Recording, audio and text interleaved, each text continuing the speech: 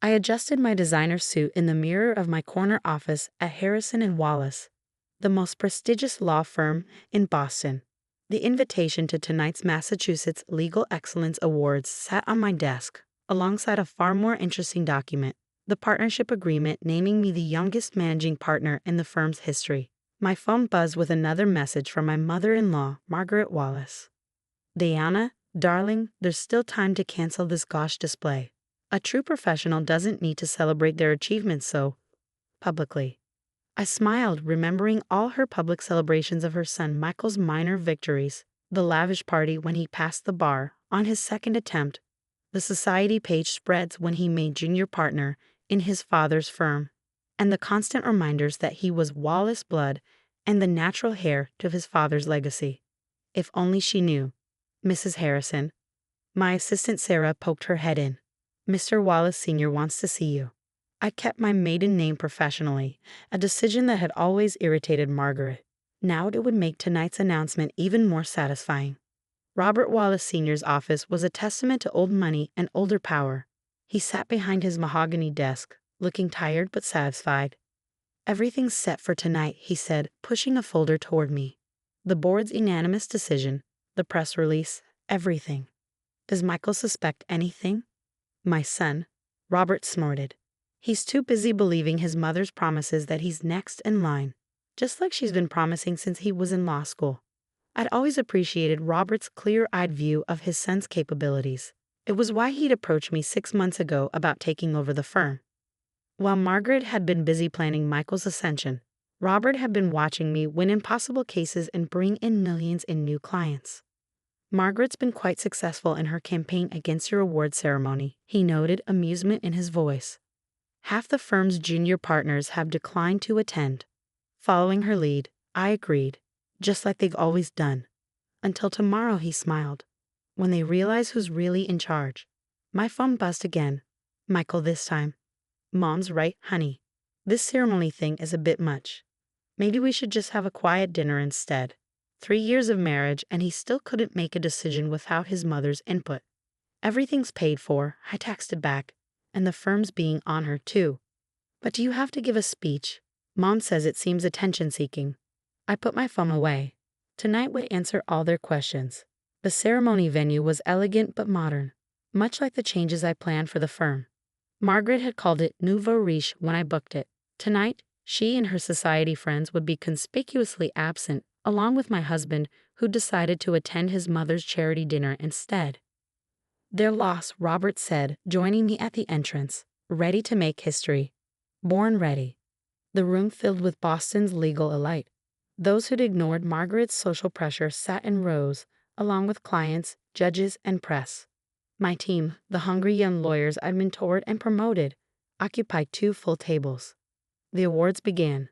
I watched Margaret's chosen partners squirm as my name was called repeatedly. Best corporate strategy, most innovative practice, highest client retention.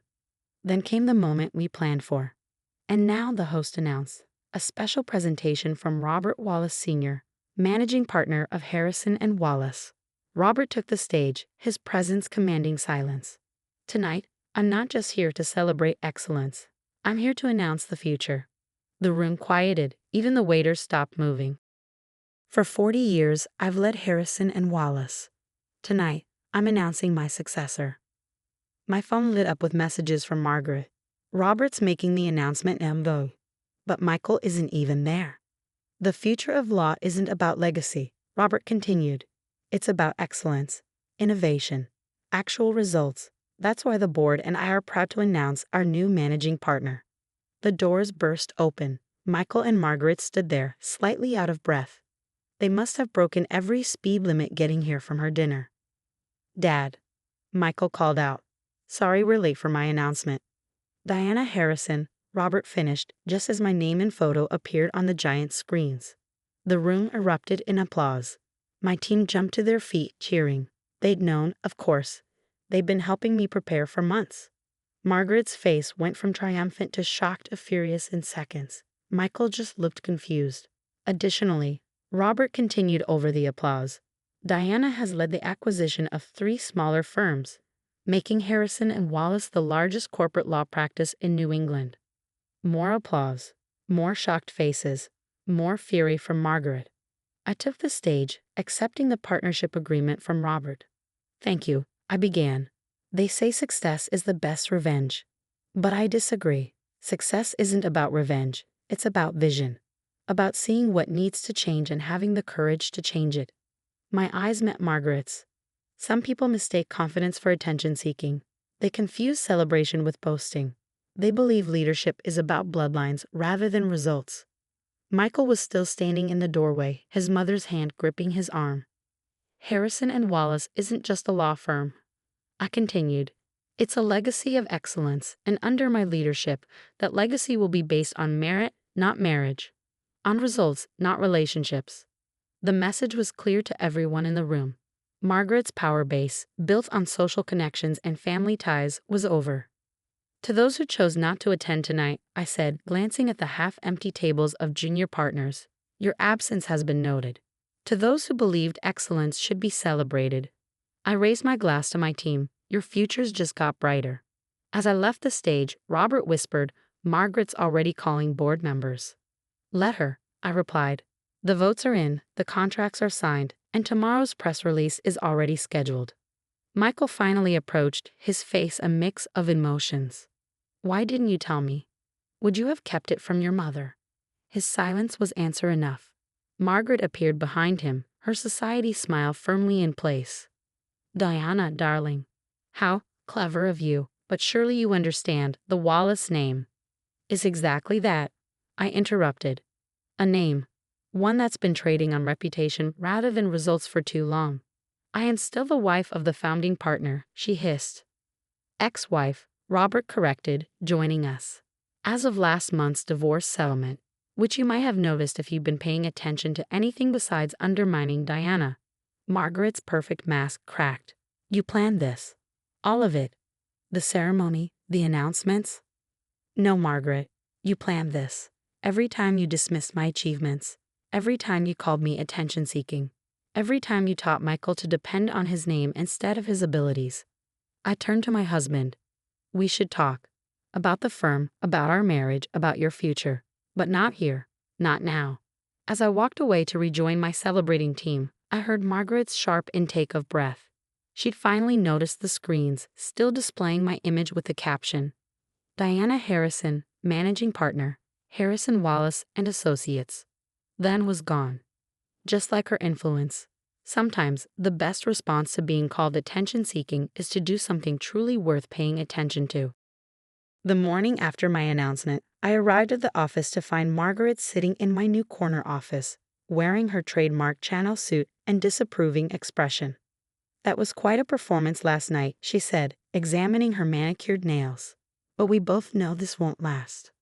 I set my briefcase down and took my seat behind the massive desk, Robert's old desk, now mine. The partnership agreement and board votes suggest otherwise. "Darling," she leaned forward, her voice dripping with false concern, "do you really think our clients will accept this upheaval? The Wallace name means something in Boston." "You mean like the Caldwell account?" I pulled up an email on my computer screen. "The one that just doubled their retainer after last night's announcement. Or the Mitchell Group, who called at 6 a.m. to move all their legal work to us." Her smile faltered slightly. "Michael will fight this." With what evidence of competence? I opened a folder. His case win rate is 42%. Mine is 89%. His billable hours barely meet minimum requirements. Mine are triple that. His client retention. I smiled. "Well, let's not embarrass him further." "Numbers aren't everything," she snapped. "Relationships are exactly why Robert chose me." I stood up. "Speaking of relationships, Michael's waiting in the conference room. We're discussing his future with the firm. Would you like to join us?" She followed me down the hallway, where whispers and glances trailed us. The junior partners who had skipped my ceremony were suddenly very interested in their shoes. Michael sat in the conference room looking like he hadn't slept. Robert was there too, along with the head of HR. "Let's make this simple," I began, sliding documents across the table. "Michael has two options. Option 1. Accept a position as a regular partner, with clear performance metrics and quarterly reviews. No special treatment. No mommy's intervention. Margaret's face reddened. How dare? Option 2, I continued, take the generous severance package and start fresh at another firm.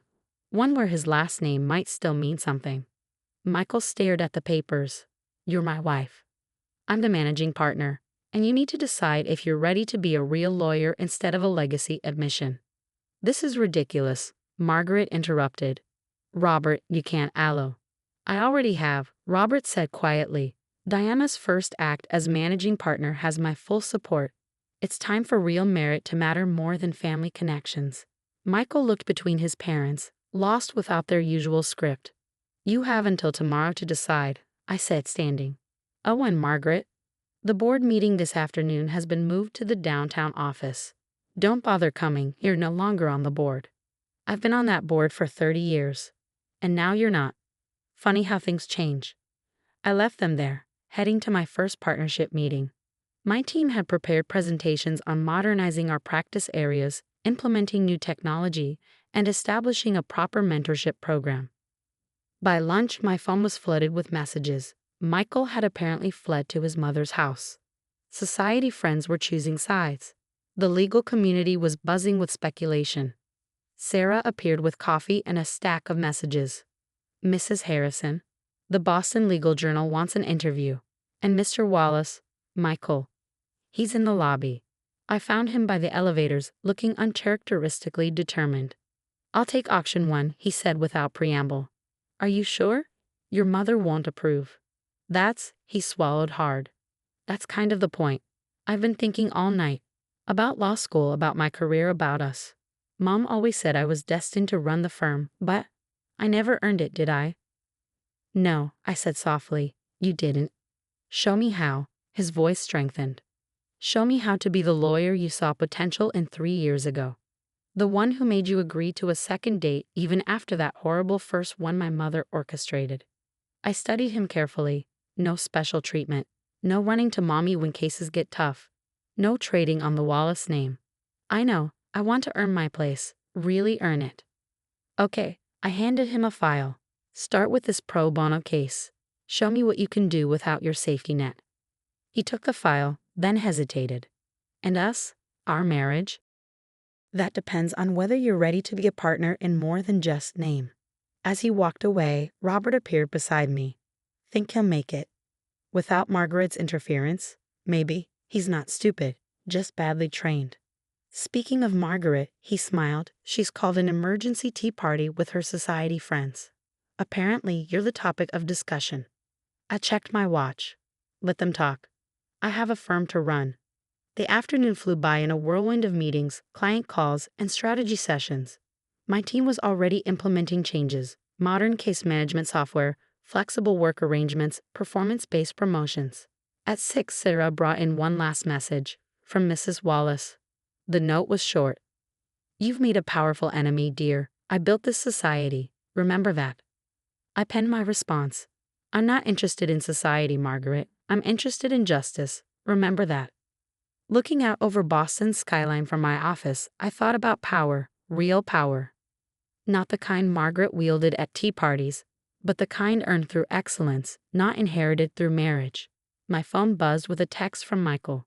Filed my first independent motion today. Judge granted it. Did it myself, no family name dropping. I smiled.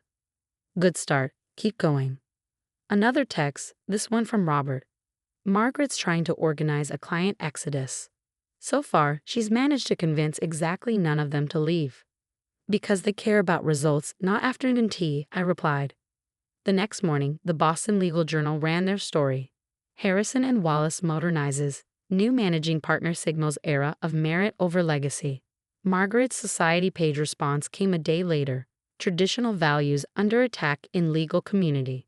I pinned both articles to my office wall. A reminder that change never comes without resistance and that true success isn't about being liked. It's about being respected. As I prepared for my first official board meeting as managing partner, I looked at the 2 articles again. Margaret had taught me an invaluable lesson. If people are going to talk anyway, give them something worth talking about.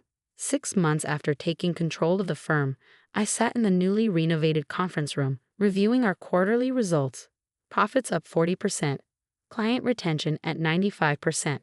20 new associates hired based purely on merit, not connections. Mrs. Harrison. Sarah appeared at the door. The Chronicle is here for the profile piece, and Mrs. Wallace is in the lobby. Perfect timing, as always. I found Margaret holding court near the reception desk, surrounded by her remaining society loyalists.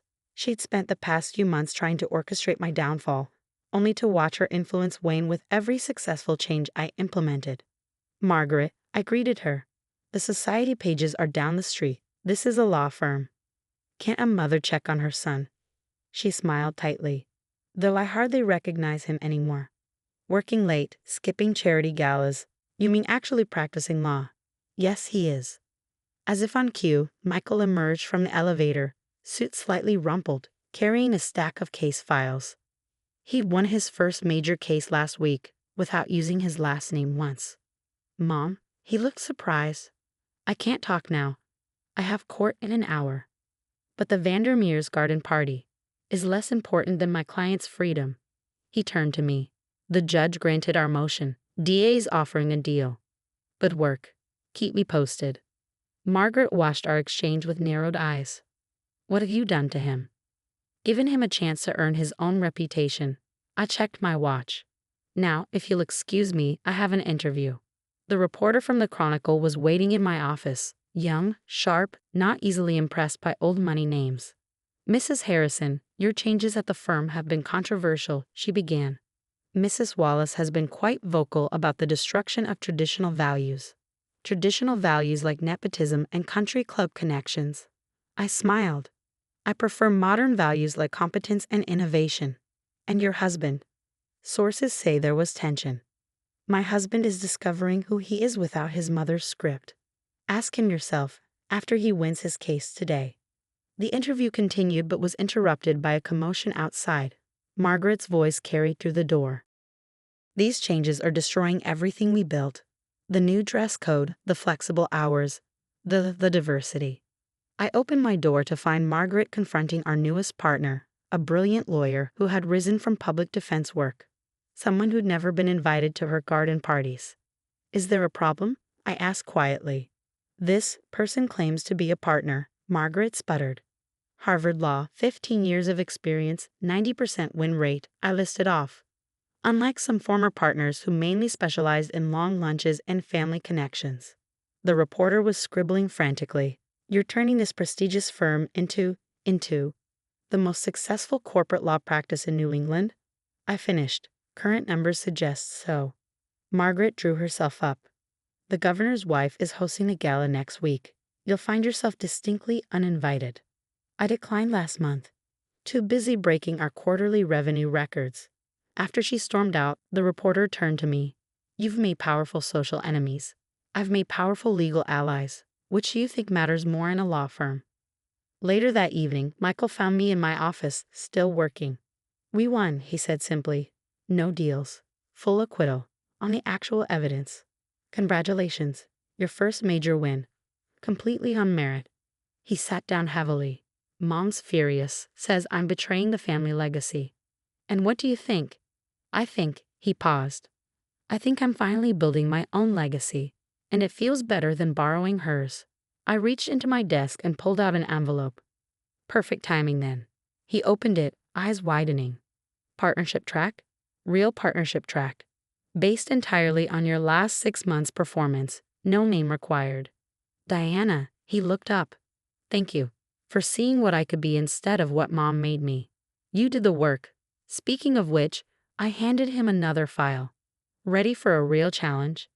The next morning, the Chronicle article came out. Harrison and Wallace. Merit rises as old guard falls. Margaret's response was predictable. Another society page screed about tradition and values. But this time, hardly anyone was reading her column. They were too busy reading about our latest court victories, our innovative practice areas, our merit-based promotion system. Robert stopped by my office, looking pleased. Board meeting in an hour. Quarterly reports are impressive. Even better, I handed him a document. Michael's case yesterday, full acquittal, brilliant defense strategy, all his own work. My son, Robert smiled. Finally becoming a real lawyer. No thanks to your ex-wife. Margaret's having tea with the governor's wife right now, probably plotting your social downfall. I laughed. Well, I'm plotting our expansion into international markets. Funny how priorities differ. Later, at home, Michael and I shared a quiet dinner, both tired from actual work, not social maneuvering. Mom's latest party is tonight, he mentioned. First one we've both missed. Regrets? He thought for a moment. No, I like who I'm becoming, who we're becoming, even without the social throne. We're building something better than a social empire, he smiled. We're building justice.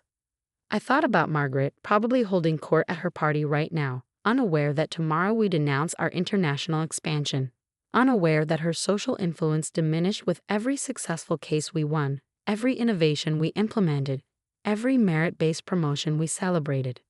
Sometimes, the best revenge isn't in destroying what others built.